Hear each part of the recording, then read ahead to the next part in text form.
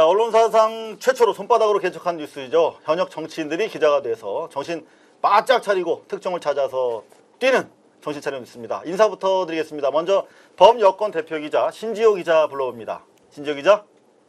안녕하십니까? 네, 안녕하세요. 굉장히 정중하셔. 형님, 그 인사를 그렇게 깊이 해, 우리끼리. 나가서 그렇게 하고, 아니, 여기서 그냥 우리끼리 하던 대로 하시지. 이상호 앵커한테 하는 인사가 아니고 시청자들에게 하는 인사입니다. 그래서 되게 부담스럽네요, 형님. 여하튼, 저도 인사 그렇게 깊이 드리도록 하겠습니다. 예, 예. 자, 그리고 야권 대표 기자죠. 정청래 기자 불러보겠습니다. 정청래 기자. 네, 오늘 정청래 기자가 지금 보이지가 않네요. 아, 뭐야? 지역 돌고 있는 거 아니에요? 지역 돌고 있는 무슨 거? 일이지? 네네. 뭐야? 보이지가 이거 않아요. 어떻게 된 거야? 이거 방송 사고인가? 자, 네. 일단 그러면, 뭐야? 급히 들어오셨네요. 네, 아니, 안녕하십니까. 정 기자 어디 갔었어요? 대한민국 최고 열장 정치인 특종 전문 최장수 소바대비 범야권 대표 정청래입니다. 아유 급해 죽겠네. 아니, 어디 가셨어요? 저 그러니까요. 방송 되면은 그 자리를 지키셔야지. 아니 망원시장에 지금 어깨띠 선거운동 가는데 뭐 사진 찍어달라고 그러고 셀카 찍고 뭐 사인해달라고 그래가지고 제가 하마터면 이 방송을 놓칠 뻔했어요. 인기가 왜 이렇게 많은지. 아이씨, 마다에 보니까 약간 설정의 냄새가. 설정의 내음이 그냥 풀풀 나네. 스멜이 지금 막 옵니다. 야, 근데 네. 요새 두 분 보면은 좀 생각나는 떠오르는 말이 있어요. 뭐예요? 사자성어, 사자성어. 동병상련. 동병상련. 또 하나 짠하다. 속담으로는 또. 호래비사정 과부가 알 것 안다. 실제 그러신지 모르겠는데 두 분 저 인사 좀 하시죠. 맞절 이렇게. 네, 안녕하세요. 인사를 되게 특이하게 하시네요. 옆으로 이렇게. 야, 이게 둘은 서로가 표가 안 되거든. 그러니까 인사가 약간 건성이에요. 이상호 기자 안녕하세요. 예, 아이고 깜짝 놀랐습니다. 자, 네네네. 요 정도 하고 오늘 사실은 뭐 동병상련이란 말씀도 하셨지만 지금 뭐 정가는 공천 열풍입니다. 공천 둘러싸고 뉴스가 많은데요. 먼저 여권 한번 가보겠습니다. 신 기자, 네, 이 이재호 의원 네. 뭐 공천 두고 거의 뭐 이 청년 열차라고 그러나요?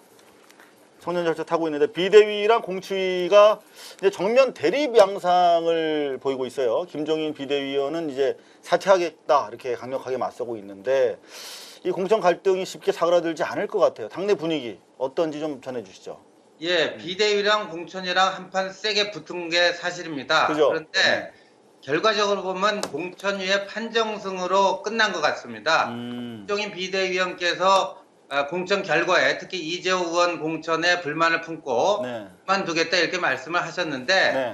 당내에서는 저분이 그만두겠다고 한 게 처음이 아니기 때문에 이제 한 번만 더 그만두겠다 하면 양치기 소년이 되는 게 아니냐 뭐 이런 얘기도 나오고 있습니다. 그리고 어차피 당원 당규상으로 따져보더라도 이 비대위원이 그 제의를 요청할 수는 있지만 제의를 요청해도 또 공천위원회에서 3분의 2 이상의 찬성으로 의결하면 그걸로 끝나버립니다. 근데 애시당초 김종인, 이상돈 두 비대위원께서는 네. 그 공천 과정에 비대위원들이 어떤 역할을 해야 되는가 그런 것을 좀 정확하게 인지를 못하시고 너무 이제 본인들의 생각을 표출하다 보니까 이런 사고가 생긴 게 아닌가 보여집니다. 지금 신지호 기자 얘기 들어보니까 그 양쪽 싸움에서 그 공천위원회 편인 것 같아요. 왜 그런지 나는 알죠. 그렇게 그 국민들이 다 아실 텐데 여하튼 근데 예. 친이계 쪽 반발이 뭐 간단치 않은 것 같아요. 뭐 이거 보복 아니냐 막 들고들 일어나고 그러는데 사실 뭐 신지호 기자도 뭐 이른바 뭐 친이계였잖아요. 그런데 신지호 기자 그래서 그런가요? 아직까지 제가 아침에 신문 펴봐도 명단에서 이름 안 나오더라고요. 어떻게 되는 거예요? 진짜. 저는 아직까지 그 대상이 아니고, 그러니까 혼자만 공천 신청한 단수 신청 지역만 지금 발표를 한 상태입니다. 저희 지역은 여러 명이 신청했기 때문에 아직 그 발표가 안 나고 있는 것이고요. 지금 두 가지 시나리오가 있습니다. 이재호 의원은 살았잖아요. 그러니까 이재호 의원은 살고, 이재호 의원 같은 왕건이는 살려놓고, 저 친이계 초재성 같은 잔챙이는 다 죽이는 뭐 그런 시나리오가 있는 것 아니냐 하는 의구심이 한편에 있고요. 또 다른 한편으로는 이제 박근혜 비대위원장께서 공천위원회 결정에 대해서 그 누구도 자의적으로 이래라 저래라 할 수 없다 그렇게 얘기를 했고, 공천위도 들리는 바에 의하면은 친이 친박 개파 따지지 않고 도덕성과 경쟁력이라고 하는 두 가지 잣대로 지금 공천 심사를 진행 중에 있답니다. 그러니까 친이계 내에서 누가 죽고 살지는 모르겠고 그런 역시 친박계도 마찬가지일 것 같습니다. 그런 이제 시나리오 두 가지 시나리오가 있기 때문에 이거는 이제 이번 주말 또 다음 주에 이제 2차, 3차 공천의 뚜껑이 열리는 순간 어느 쪽 시나리오가 정확한지는 판명이 될 것 같습니다. 신지호 기자는 요새 어떤 마음으로 하루하루를 지내세요? 기도하는 마음? 네, 예, 기도도 하고요. 예, 또 마음 편안하게 먹으려고 노력하고 있습니다. 근데 보통 선거 때 보면 기도도 하고 뭐 불경도 외우고 다들 하시더라고요. 뭐. 네. 종교를 넘나들어요? 그렇죠. 아무래도 이제. 마음이 네. 좀 불편하시니까. 자, 좀 질문 좀 네. 이어가 볼게요. 박근혜 위원장이 뭐 워낙 민감한 사안에 대해서는 특히 이제 말을 좀 아끼시는 그런 정치적 스타일을 가지고 계신데, 공천 둘러싼 이번 비대위와 공추위 갈등 과정에서도 침묵으로 이제 중립을 사실상 유지를 하고 계신 것 같아요. 이 새누리 앞으로 이제 당내 갈등이 증폭될 경우에 새누리당이 입을 타격도 적지 않을 텐데 박근혜 위원장의 리더십 시험대 위에 오른 거 아닌가요 지금? 이제 애시당초 그 박근혜 비대위원장의 두 가지 이제 임무가 네. 쇄신과 화합이라고 하는 두 가지 목표입니다. 근데 이게 서로가 일치되지 않을 때도 많습니다. 그러니까 두 마리 토끼를 잡아야 되는 어려움이 지금 있는 거고 그렇다 보니까 이제 이번 비대위와 공천위의 충돌 과정에서 좀 중립적인 스탠스를 취했지만 사실상은 공천위 쪽으로 손을 들어준 건 아니냐. 왜 그러냐 하면은 이게 어떤 그 비대위가 잘못됐다는 게 아니라 흐름이 지금 비대위가 구성돼서 활동하다가 지금 공천위원회가 결성해서 활동하고 있기 때문에 네. 자연스럽게 이제 그 힘의 중심이 비대위에서 공천위원회로 옮겨졌고 그다음에 다음 주 말까지 공천이 거의 다 완료가 되면 그 다음에 이제 선대위가 구성되지 않겠습니까? 그렇죠. 그럼 공천위도 이제 아닌 말로 한물 가고 선대위로 또 파워가 또 시프트해 들어가는 그런 어떤 흐름이기 때문에 이 흐름은 뭐 박근혜 위원장도 정확히 간파하고 계신 것 같습니다. 신지호 기자가 아까 뭐 잔챙이 얘기도 하고 왕건이 얘기도 했는데 네. 네. 신 기자는 그럼 잔챙이예요, 왕건이에요? 저야 잔챙이겠죠. 네. 그러면 어떻게 되나? 왕건이는 살려놓고 잔챙이는 아까 이랬잖아요. 네. 그러면 좀 위태위태한 거예요? 뭐 그럴지도 모르겠습니다. 아, 자, 더 이상 뭐 그냥 그 정도 해두시죠. 체념한 네네. 표정으로 얘기를 하시네. 예. 우리 요즘에 그 아직 공천은 뭐 어떻게 될지 몰라도 지금 막 돌아다니고 있잖아요. 예. 예비 후보니까. 예. 그 바닥 민심 뭐 예. 어떻게 지금 느끼고 있어요? 바닥 민심이 한 두 달 전까지만 해도 최악이라서 이런 분위기에서 과연 선거를 치를 수 있겠는가 하는 정말 앞이 컴컴한 상태였습니다. 솔직히 말씀드려서. 그런데 최근에 와서는 조금씩 개선되고 있는 징후가 여기저기서 나타나고 있습니다. 진짜예요? 개선 징후. 정말? 왜 그렇죠? 그거는 저희들이 잘한다기보담도 민주통합당이 마치 자기들 세상이 다 된 것처럼 너무 오바를 하고 있어서 네. 거기에 대한 또 그 유권자들의 견제 심리도 발동되고 있는 것 같습니다. 자, 요 대목에 우리 저 법야권 정청래 기자를 한번 연결해서 말씀 들어볼게요. 네. 우리 신 기자의 논평 어떻게 평가하세요? 신 기자의 논평은 아주 날카롭고 민주통합당이 겸허하게 받아들일 부분이 많다 이렇게 생각하고 오. 신지호 기자님께서 오랜만에 옳은 말씀하셨습니다. 화기애애한데 우리 신지영 기자 어떻게 답례로 한 말씀 하시죠? 예, 꼭 공천 받으세요. 아니 두 분이 북치고 장구치고 다 하시는 것 같은데. 꼭 새해 인사하는 네, 분이에요. 덕담하시는 예. 느낌. 자, 범야권 얘기 좀 한번 들어보겠습니다. 민주통합당. 우리 네네. 이제 신 기자가 논평을 했던 것처럼 3차 공천 발표가 막 끝났는데 네. 이 민주당 공천 풍경 바라보는 여론이 좋지가 않은 거거든요. 지금 분위기가. 네네. 상무다 이런 얘기가 나와요. 네. 원칙이 없다. 쇄신이 네. 없다. 감동이 없다. 이런 산무 공천이다라는 얘기가 나오는데 공천 결과 당 내에서는 어떻게 지금 보고 계세요? 국민 여러분들께서도 평가가 많으시겠지만 네. 실제로 민주통합당의 전당대 이후에 네.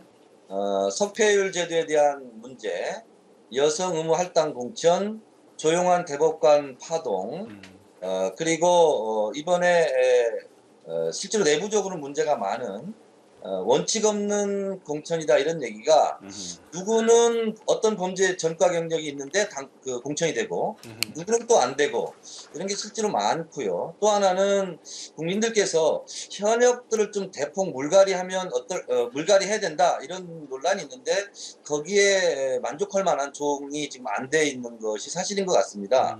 그래서 강철규 공천심사위원장 같은 경우도 공천심사를 이대로 하면 못하겠다. 한명숙 대표하고 오늘 또 오찬도 하고 저희도 좀 내부 사정이 좀 복잡합니다.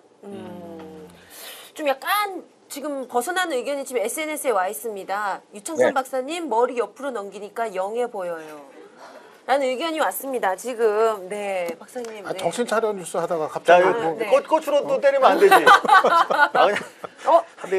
예, 네, 나 가만히 안 있을 거야. 나. 그냥 네, 네, 감사합니다. 자 정신 차리시고 네, 예. 왜냐면 이때쯤 정신 예. 한번 차리자고 제가 뜬금없는 얘기 해본 거예요. 자, 계속해 주시죠. 아, 근데 정 기자 예. 지금 그 공천 민주통합당 문제 뭐 얘기하시고 이제 그랬는데 그 네. 원인이 지금 어디 있는 것 같아요?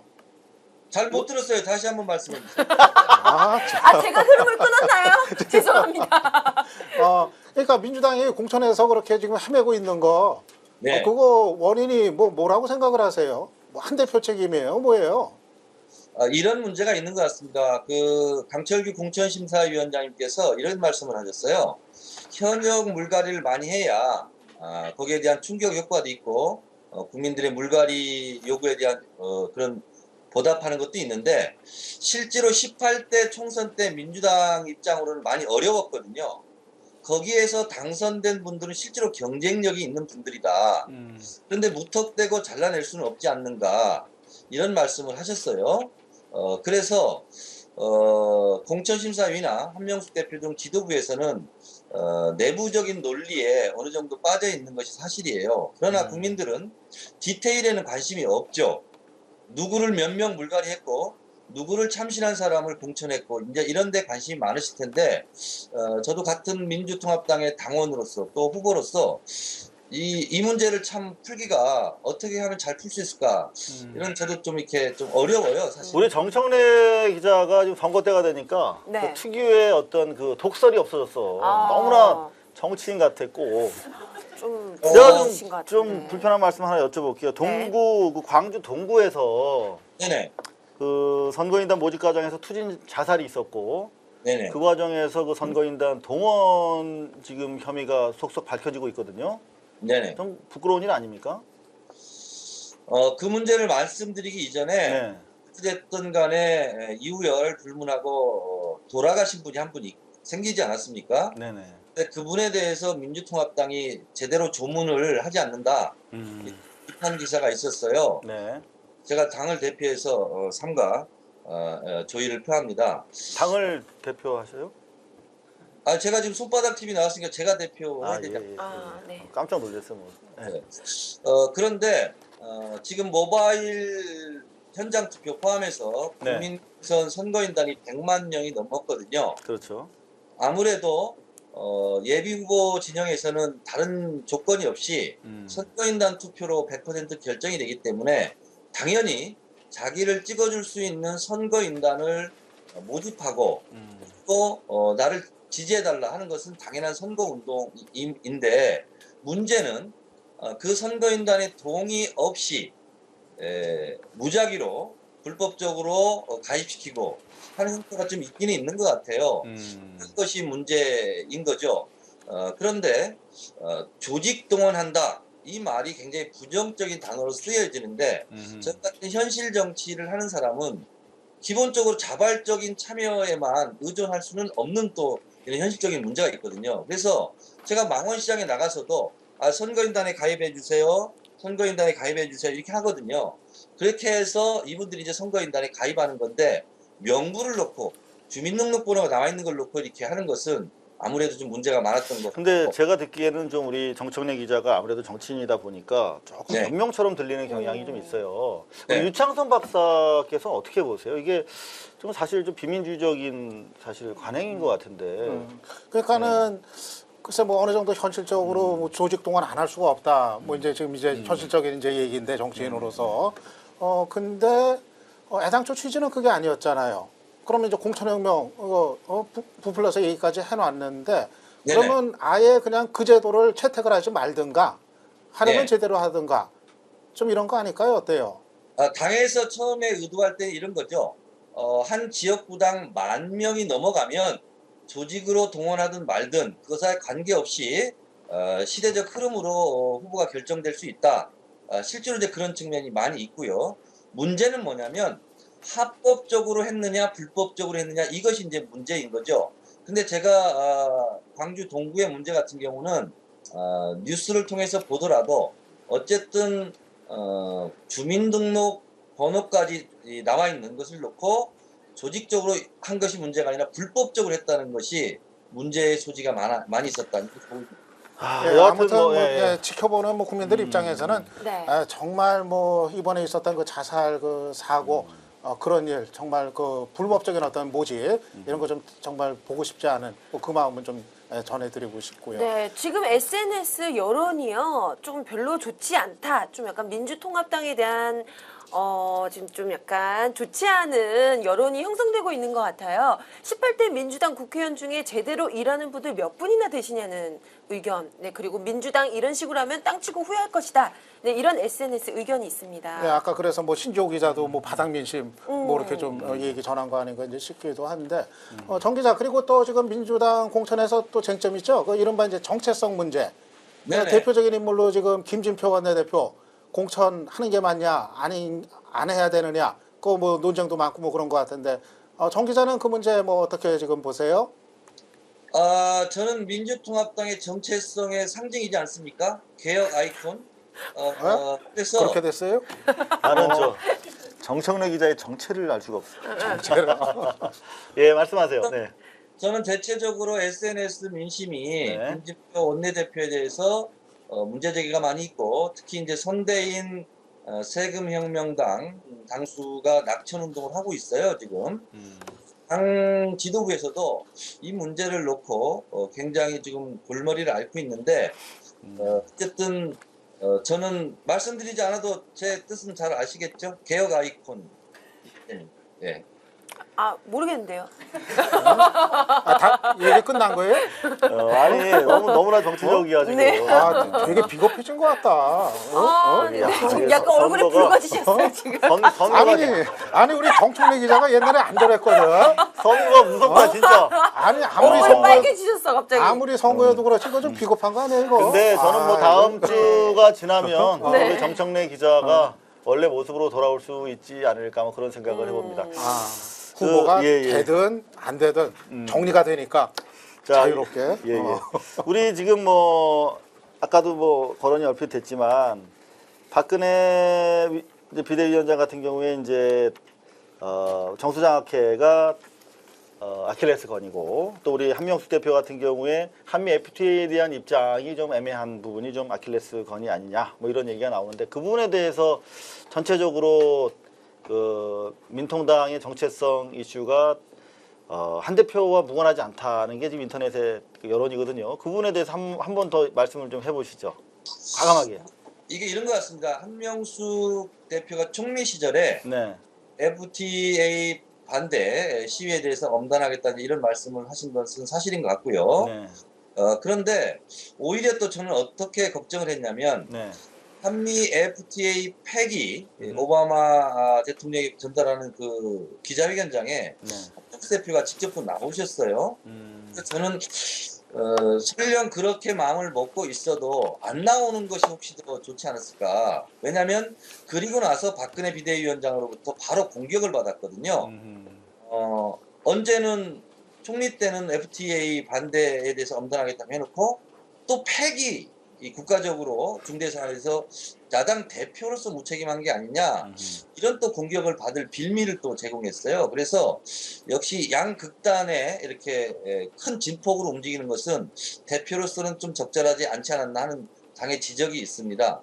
그만큼 한명숙 대표는 지난날의 그런 부분에 대해서 철저하게 반성하고 확실하게 좀 선명성을 보이려고 하는 노력을 지금 하고 있다 이렇게 말씀을 드리겠습니다. 하고 계시다.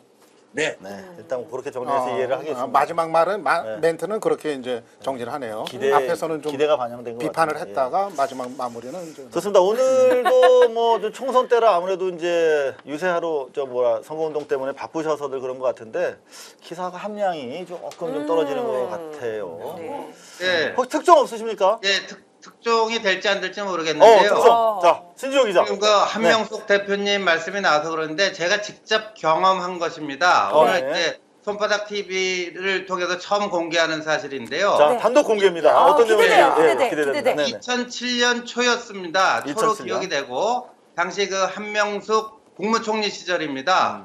그런데 제가 그 당시에 이른바 그 조중동 조선일보 동아일보에 이제 칼럼을 많이 쓰고 있던 제가 국회 들어가기 전입니다. 아, 그러셨어요? 그런데 네. 국무총리실 직원으로부터 전화를 받았습니다. 전화를 받았는데 무슨 내용이냐 하면은 그럼 불법 폭력 시위를 비판하는 따끔하게 비판하는 칼럼을 좀 써달라.